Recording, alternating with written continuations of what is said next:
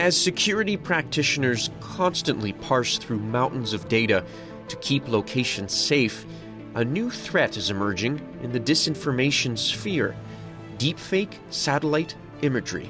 He created a deepfake of Seattle, but then added elements of Beijing, which then changed, the size of the buildings, the greenery, the road, color of the buildings. We've all seen the power of deepfakes when used on celebrities or politicians, but that technology is now being applied in a more sophisticated manner, according to Vanessa Ninovich, an intelligence researcher and OSINT analyst. People creating a deepfake of villages saying that they're still there, but in reality they may have been bombed during a war or something like that. We'll discuss how satellite imagery is manipulated, why it's becoming a concern, and techniques you can use to debunk deepfake images. Hello again. Welcome to another edition of SitRep, the podcast powered by Samdesk. I'm Tristan Field-Jones, joined by my co-host MJ Banias. We have a fascinating topic in my mind for this episode, MJ. Again, something that you may not necessarily think of as a concern, but it's already out there, and it's just one of these kind of unusual niche topics that, in hindsight, could eventually become a big problem for security practitioners. Yeah, I mean, when we're looking at open source intelligence gathering, a common tool we use to sort out, ground truth in any situation is looking at satellite maps and satellite imagery to sort of ascertain what's going on the ground. What we're seeing now is the use of AI to generate deep fake altered satellite images. The tools can literally erase what's going on the ground out of satellite imagery and make it look like whatever the creator wants it to look like. And from an intelligence standpoint, it really complicates how OSINT practitioners, how analysts do their job. So this is, I agree, an interesting topic and an essential one to discuss. Okay, well, without further ado, we will allow Vanessa Ninovich to introduce herself and dive into this particular subject. I currently work as a researcher in threat intelligence, but before this, I was looking into fraudulent activity using open source intelligence and social media intelligence to do so. I also have a blog with the handle Intel Inquirer, which also matches my handle on Twitter, where I talk about anything that really interests me, from intelligence analysis to the latest open source intelligence tools and techniques. It's really just a passion of mine that I enjoy looking into pretty much on a daily basis. I feel like it's a constantly evolving industry. And yeah, that's a bit about me. Don't sell yourself short. I mean, you did give a lecture for probably one of the largest OSINT conferences there is. It was the SANS conference. Can you tell us a bit about that lecture? Yeah, sure. So I spoke at the SANS OSINT Summit this year, which was a really exciting opportunity. I talked about deepfakes and its impacts for open source intelligence and how we can use OSINT tools and techniques to detect them. But I was speaking mostly about deepfake, fake images of people and images of people saying or doing something that they never did, which is one of the most well-known types of deepfakes. So yeah, it's really exciting and interesting to talk about satellite deepfakes today, which is a whole other realm and type of deepfake. Well, and absolutely, because I think a lot of people are familiar with deepfakes, and for those who may not have heard of the term, at least, if you've seen a video manipulated, usually it's of a celebrity or world leader where they say or do something that they didn't, and maybe it looks a little bit off. Well, that's thanks to artificial intelligence and machine learning. So I think a lot of us understand the concept of AI and machine learning, being used in this sort of application. But when you use the term deepfake satellite imagery, those are things that, at least on the surface, shouldn't really belong in the same sentence. So explain that to us. When we talk about deepfake satellite imagery, what exactly does that mean? Really good question. So I feel like there's three different facets to it, which I'll explain in a bit of detail. So firstly, you've got images of real satellites that are miscontextualized. So for example, recently I've been seeing a lot of images of weather maps, and people are saying, this is a weather map from 1990 versus now. And people are claiming that, climate change isn't real.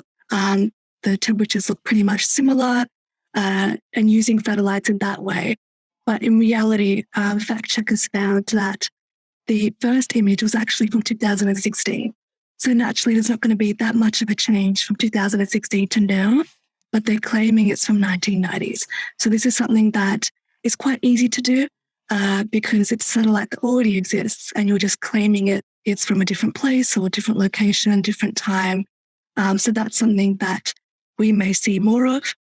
And the next element of it is images of satellites that have been edited. We can use the word cheap fakes for this because it's very cheaply done using things like Photoshop or Adobe Pro, for example. And there has been examples of this. I know there's an individual, Pierre Marcus.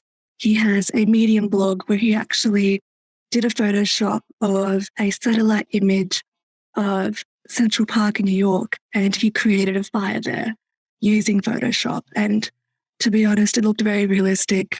So, uploading something like that has been slightly tweaked or changed is another example that we may see in the future, and is quite easy to do also. But then we've got actual deepfake satellite imagery using AI and quite complicated tools or techniques to create that. And I think we saw this for the first time in 2019. There is an individual called Bo Zhao from the University of Washington, where he created a deepfake of Seattle, but then added elements of Beijing into this deepfake, which then changed, the size of the buildings, the greenery, the road, color of the buildings, and used machine learning to do that, and artificial intelligence to do that also. So that's something that, first appeared in 2019. It's very difficult to do. It's not accessible to everyone to create. So we won't see many of these currently, but it may be something that we see in the future. And then we've also got deepfake images of satellites from websites like thissatellitedoesnotexist.com, which creates an entirely new city that just doesn't even exist in the world and looks like a satellite image.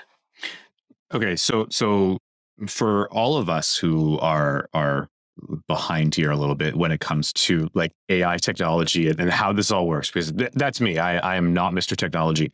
I've gone on the internet. I've seen how an individual, for example, can take like a Tom Cruise's face and make their face look like Tom Cruise, and they can dance around and talk and whatever. And I mean, when deepfake technology first came out a couple of years ago, in that sense, it didn't take long before you had individuals just literally on like TikTok were themselves able to create some very impressive fake videos of just them stumbling around their house, and they look exactly like Tom Cruise. So if we have this evolution of it's fairly new technology, it's done in a fairly rudimentary way, and then it becomes quite sophisticated within 2 or 3 years. The first sort of mention of deepfake satellite imagery we start to see sort of in the mainstream was a year or two ago, covered a little bit 3 years ago. I mean, how quickly is this technology evolving to the point where someone could just randomly messing with satellite imagery for the purpose of, well, for a heinous purpose, let's say? How quickly are we seeing this technology evolve? Let's start there. Yeah, AI is just evolving so quickly.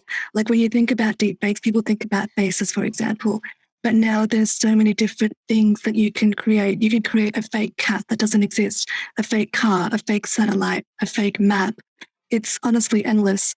And it's just becoming more and more. So I feel like the more deepfakes are becoming popular and in the domain and people know about it, the more easier it may become to create. Like right now, you can do a face swap on Snapchat, for example, and it's available to anyone to do. So with deepfake satellites, this may become a thing in the future as well, where it may become easier for anyone to do. But at the time, it's currently available exclusively for researchers and people at a university level. But that may change if it falls into the wrong hands, as well as the fact that Photoshop is out there for everyone and anyone to use. So if you are going to manipulate an image, that's already possibly available. How difficult is it to produce deepfake satellite imagery? Because we're not talking about photoshopping or airbrushing somebody's face, if you will. Because you think of satellite imagery, well, that seems to be a fairly stable platform, if you will, that can't easily be hacked or manipulated, because who has access to a satellite? Very few people. So right now, is it difficult to create deepfake satellite imagery? And, like MJ suggested, how long before it becomes much easier to the point where anyone with, a decent technology skill set can, in fact, do their own satellite deepfakes? Yeah, for now, it's quite difficult. If you do see a satellite image, it's, to be realistic, it's probably not going to be a deep fake. But in the future, this may change. So, you have to input several images into a computer for then it to read it and to also add other places, for example, the Beijing and Seattle example, where you have to add so many images of Beijing also for it to replicate that and add it into it. So it's not a simple process. It's quite complex at the moment, but, that may change in the future. And I can't exactly be sure of when it will be easier to create. But, that is a very real possibility. I can imagine for a single user, someone like you or I, who just wants to create a satellite deepfake for some reason, that is difficult. But if we start, as you said, this technology is available, for example, to universities. If we start kind of rising above to more of a state-sponsored organization or a government that wants to create these types of images for various reasons, typically nefarious, why? What would be the purpose of creating a deepfake satellite image? Yeah, so that's a good question. And the fact is, the research is out there on how to create one now. So, they can use that for bad means if you are, a threat actor, for example. So there are various ways in which it can be used. For example, doing a hoax of a natural disaster, saying that there's a fire somewhere, or for a military operation, say that, an army plans to go to a particular region and they see a bridge there and they plan to cross it, and that's their plan. But when they get there, there's no bridge and they're met with a bit of a surprise. That is something that has been quoted recently by a lot of individuals as an example. You also have examples of, potentially people photoshopping mass graves, for example, or photoshopping or editing and creating a deep fake of villagers saying that they're still there, but in reality they may have been bombed during a war or something like that. So there's manipulation that can be done there. When you look at maps and the history of maps, you know that in the past it's been used for propaganda. So making countries look larger and more significant on a worldwide scale, when in reality that might not have been the case. And I feel like this is just evolving for the new technology, and deepfakes may become another layer of that propaganda. We're seeing deepfakes or miscontextualization of images being used for conspiracy theories, especially for climate change, for example. We're seeing so many of those. So yeah, there's various different ways in which it can be used, but also there's another element of it where, for example, last year in 2021, satellite images, researchers found satellite images in China showcasing concentration camps for the Muslim population. And the government turned around and said, no, this is an education facility. It's nothing like that. But had deepfake satellite imagery been around in last year and prevalent and known about, the government could have turned around and said, actually, that was a deepfake. And that is called liar's dividend by an expert, Stan Gregory. And that could also be used in the future by politicians, governments, bad threat actors. Yeah. I can't help but think about when Russia invaded Ukraine and there were satellite images showing devastation to civilian targets. And, Russia obviously denied a lot of that or said it was unintentional or gave, a litany of reasons that a lot of people didn't believe, frankly. And we had the satellite imagery to back it up to say, well, according to this image taken on this date at this location versus this one taken 5 days later, it's clear that this hospital is gone or this neighborhood has been obliterated. But if, let's say, this war had happened 5 years into the future and the Russian government was capable of producing its own deepfakes, and we know how they manipulate people through hackers and disinformation, we've seen that used to great effect in the past. At what point, there might be still a way to debunk that, but that raises a really concerning possibility that finding the truth becomes much harder. And then all of a sudden, a lot of these potentially aggressive, states or terrorist groups or who knows who could use this to, make it difficult to potentially track war crimes or that sort of thing. I mean, it really is a concerning trend from that regard. Yeah, I totally agree. I feel like the importance of verifying what you see online is just becoming ever more prevalent. Like a couple of years ago, you'd see a satellite image, it wouldn't even cross your mind that it might be fake. And now you really need to think about that and analyze it properly and cross-reference everything. So, it's just something that we just need to continue to do now with satellites also. It's interesting because we, in sort of generally our line of work, whether you're an OSINT practitioner or a journalist or whatever, you're always trying to get to the truth, right? You're always trying to get to the facts. And we have always relied on sort of set things that we knew could lead us to the truth. And now it's as if like things on that list are being crossed off. It's like, okay, well, you can't trust this anymore because of potential fraudulent activity or bad actors or hacking or whatever. So we got to cross that off. Now, literally, the thing we use all the time to measure the differences in a geographic area of what was before, what's immediately after, because there's literally like a thing in space that's like watching it. We can't we have to literally start taking the pen, right? And we have to almost start drawing that line across satellite images. We're not quite there yet, but within a year or two, for sure, we're going to have our first major news story where it's like, yep, here we go. This government, this bad actor, whatever, has created a great deepfake satellite image. We've been able to prove it is a deepfake, but the technology is getting better.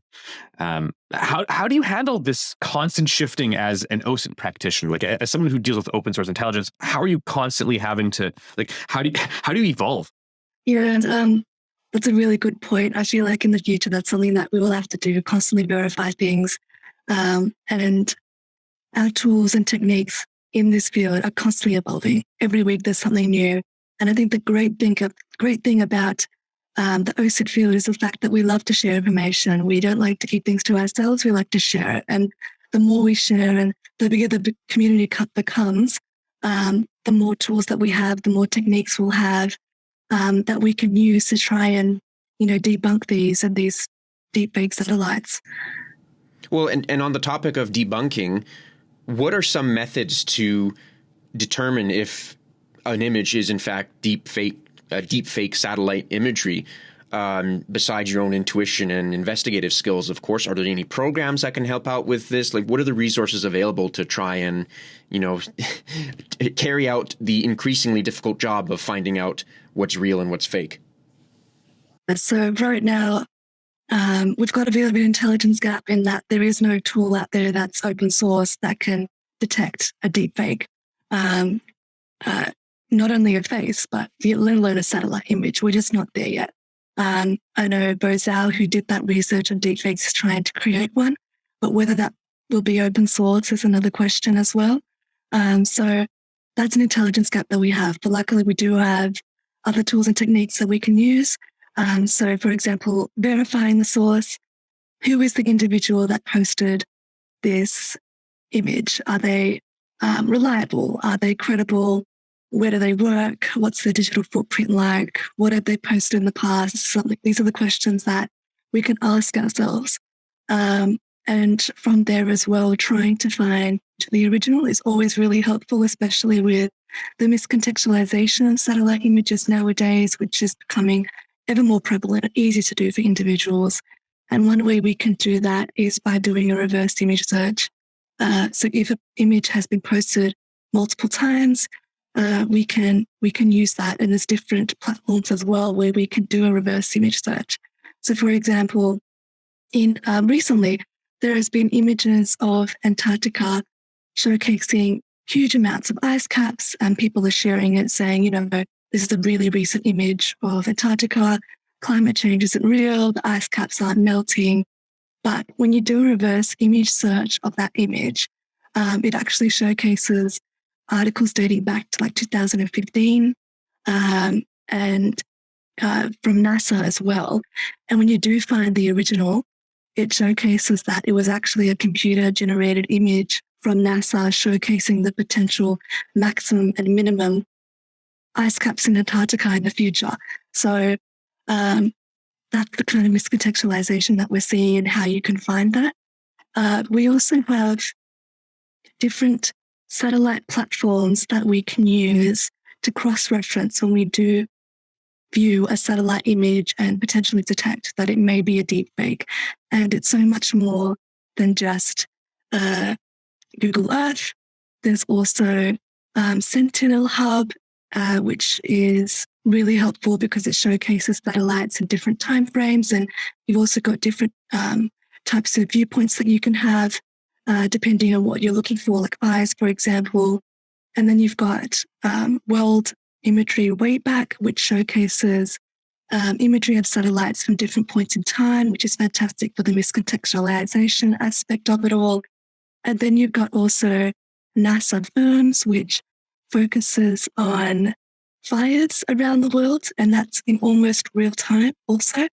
And I know Benjamin Strick, who is well known in the OSINT community, has quite a few YouTube videos about the pros and cons of each of these platforms, which I suggest, people look into if they're interested. But that's the kind of tools that we have. It's more than just one satellite platform that we can use, that we can cross-reference. And when you look at a satellite, you can determine which platform might be best suited to cross-reference. And then we've also got, the social media aspect. We've got satellites and maps from Snapchat, for example, for, event analysis. So these are the tools that we currently have, and we're pretty nifty with trying to find the best open source tool that we can use that can lead to the best results in our investigations. So when intelligence analysts use sort of OSINT techniques to understand what's going on in a specific event or specific situation, obviously we have sort of the good guys on one side, let's say, and the people who are, trying to find the truth and using the tools and technologies and techniques to try and get to the bottom of what's going on. But then there's sort of the other side, right? As you said, we call them the bad actors or whatever. My question is, it's not just some guy on Twitter who's going to create a fake image of Antarctica. Like, what's the purpose? Like, who's behind that? And this could apply to really any kind of disinformation campaign. Who are the players who are going to be using this technology in the future? Well, climate change activists are a big one currently for satellite images. Conspiracy theorists to suit their specific conspiracy campaign that they may have. Government officials, if they don't believe in climate change, they could sponsor something like this to spread awareness of this, that climate change is fake. The power of social media and spreading misinformation shouldn't be undermined. Bots are out there, bot armies are out there, things are trending, which they may not be, legitimate. There's various different people that can use it depending on what their aims are. I can't help but think a little bit about how long before computers were invented, people would purposely put typos or misspellings or even come up with fake locations in maps to avoid others from copying them. So you would know that if somebody copied your map, then, they would also have that same fake city or community that was in there. This reminds me a lot of that. This kind of reminds me of the 21st century version of putting fake names or features in maps to prevent others from copying it. Is that maybe one way we could see deepfake satellite imagery being put to use, because really at the end of the day, fakery has been around since humanity. And this is just the latest high-tech iteration of manipulation that's been present since the dawn of time. Yeah, exactly.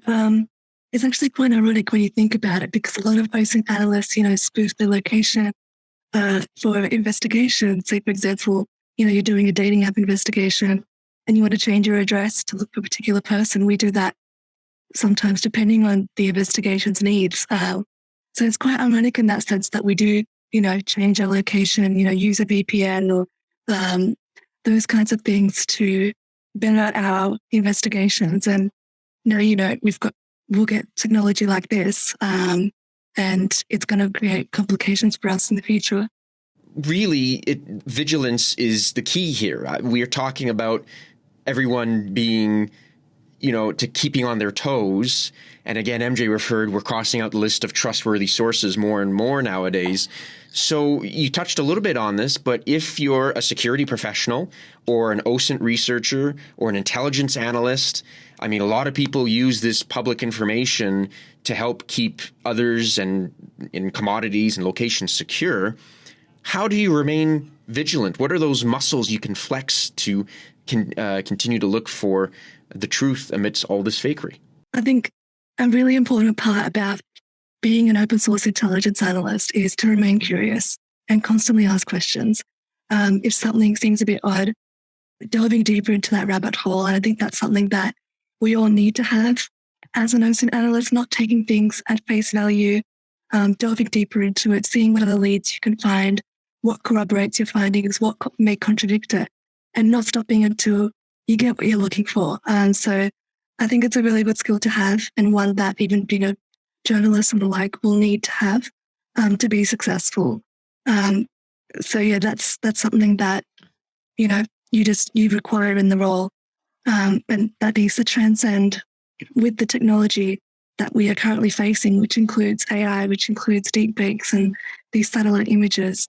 We need to remain vigilant and delve deeper into these. I think knowing about deepfakes, knowing about the capability of them and the different facets of them, not just, faces anymore, it's satellites also, is a really good first step for the future. At the end of the day, technology will get you so far, right? The tools and the tech will get you to a point, but then there's always going to be that other actor who's going to subvert that tech or subvert that tool to work around it. Like, it's a constant back and forth battle between who has the bigger stick. And what wins out at the end of the day is just, we've said about gumshoeing, right? Like, do you have the drive to just gumshoe it out, to go out and actually track down the information? And it's like those soft skills and those hard skills that people have, of just like the investigative mindset and the investigative work. And as an OSINT practitioner, Vanessa, am I on the right track here? Yeah, for sure, 100%. It's something that's definitely required in the role. As well, like you said, AI and OSINT investigations and all of that, it's a cat and mouse game. So, for example, when deepfakes first emerged of people, people noticed that deepfakes weren't winking. And so people wrote research reports about that. But then 2 months later, deepfakes started to blink because they use that information. So, let's say deepfake satellites, are quite popular next year, and people find ways to determine the little intricacies, like, for example, the roads or the sign of the buildings or the greenery that may look a bit off. And then, people who create these deepfakes realize that and go, okay, we'll change that now and we'll make it better so that they can't detect it. And it's a constant cat and mouse game, and the tools that are available, when they do become available, need to adapt and evolve, because this technology is constantly evolving also. So it really is a cat and mouse game at the moment. And right now, AI and deepfakes are winning because there's no open source tool that can detect it. So at the moment, it's like playing Nintendo. Tristan, it's like playing Nintendo, and then the Super Nintendo comes out. Yeah. Well, Duck Hunt. Duck Hunt is the perfect analogy. You're always trying to get the dog, and the dog always somehow escapes you. You shoot the dog in Duck Hunt? No, the birds. You're a monster. I haven't played. My apologies. I haven't Who played shoots Duck the Hunt in a- dog in Duck Hunt? Maybe You're that's a why I kept literal monster. Maybe Tristan. that's why I kept losing when I was a kid. No, I was thinking Duck Hunt is the ducks, not the dog. Yeah, Anyway, you don't shoot the dogs, man. What? that little aside. No, I was thinking. Doesn't matter. Late in the day, whatever. That's for us. definitely staying in the show, by the way. Yeah. Okay. But in. As you talk about the deepfake satellite imagery, at the moment, I think it's safe to say that it's not a massive problem. Of course, let's just give it a couple years before it becomes a big issue, and we really have to sort through again the truth versus the fiction. So, what would be your advice to security professionals and OSINT analysts and anyone who uses satellite imagery for their job? And again, on this podcast, we've interviewed a fair number of security professionals who rely on that satellite imagery and kind of that geospatial data, if you will, to get them good information. And a lot of large companies and organizations that are based around the world rely on this for security purposes. So what is your advice to those folks who rely on this to keep people safe, to keep property safe, to keep all sorts of things safe? Yeah, so firstly, just understanding that, the miscontextualization of current satellite images is what we're seeing most of, as well as the Photoshop. But essentially, remaining vigilant and looking into satellites, making sure that there's potential street view images that can corroborate the satellite image, but also noting that this can also be manipulated. So looking into that. Also looking into the different sources. But just knowing that it exists and the potential for this technology is really important also. Yeah, what's really good also is that, we live in a digital age, so we can, contact people that are potentially on the ground and ask them straight away, do you see smoke in Central Park right now in New York? And quickly debunk, a potential natural disaster hoax or something like that. So that is, something else that we can use to our advantage, asking questions. If you do find the original post, asking them, what platform did you use to get this image? Or, when was this, screenshot, for example, or something like that. But yeah. I doubt they're going to answer you ever. Yeah, true, but worth a shot. Yeah. Definitely is worth a shot. Corroboration is super important, especially nowadays. Vanessa, I think this has been a fabulous discussion.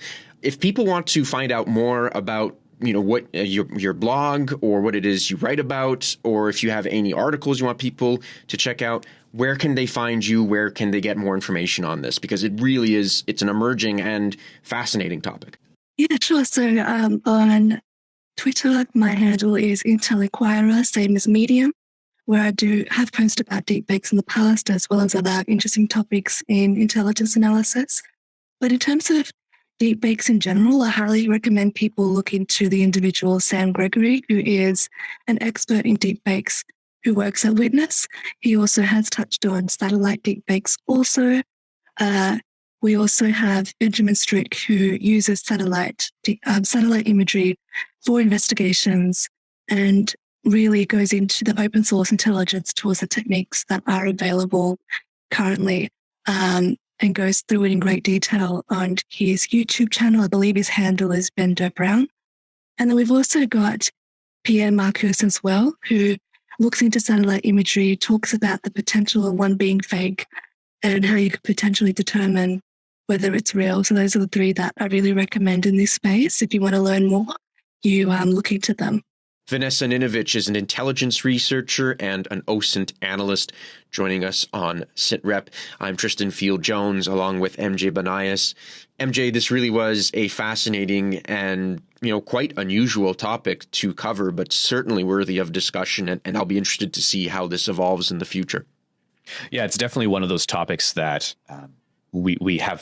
It's really one of those topics that we're seeing the birth of it now, and within a few years, my assumption is we're going to see a lot more of these deepfake satellite images out there. So it's definitely a idea and a topic we need to monitor. For all of our listeners out there, if you'd like to get in touch with us, you can email us at sitrep@samdesk.io. or follow us on Twitter at SamDeskOfficial. We're also on LinkedIn, so make sure you just search up SamDesk, all one word. If you're enjoying SitRep, please make sure you click subscribe and give us a rating.